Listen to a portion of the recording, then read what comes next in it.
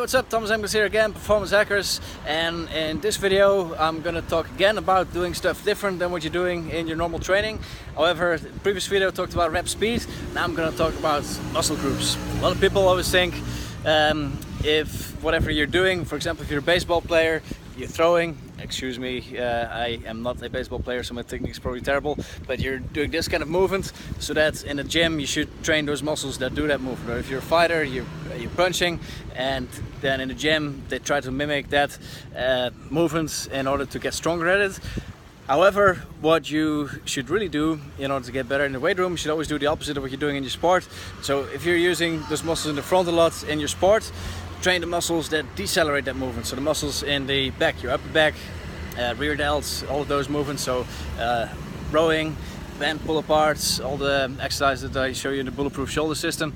But a lot of upper back movements, those are great to do, and getting stronger in those will help you to actually get stronger in the primary movements as well. Because what's happening, if the worst thing that can happen to your body is that the joint goes completely out of whack. Like so, for example, if your decelerators were super weak, you would be throwing a punch and those muscles weren't able to keep it in. Your arm would fly out of the socket, and well, you wouldn't be able to use that arm anymore.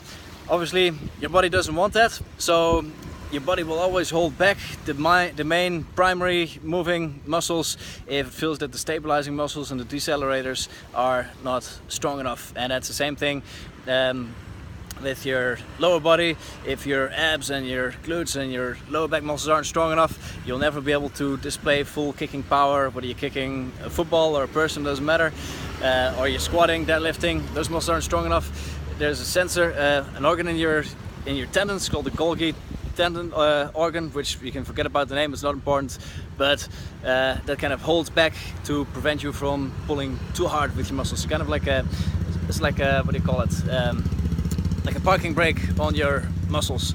Now if you make the opposite muscles stronger and you give your body a sense of safety, a sense of stability, everything's all right, it will kind of take away, release the brakes, and you'll be able to develop more power from your primary muscles. So if your sport consists of a lot of pushing and pressing, train the pulling muscles.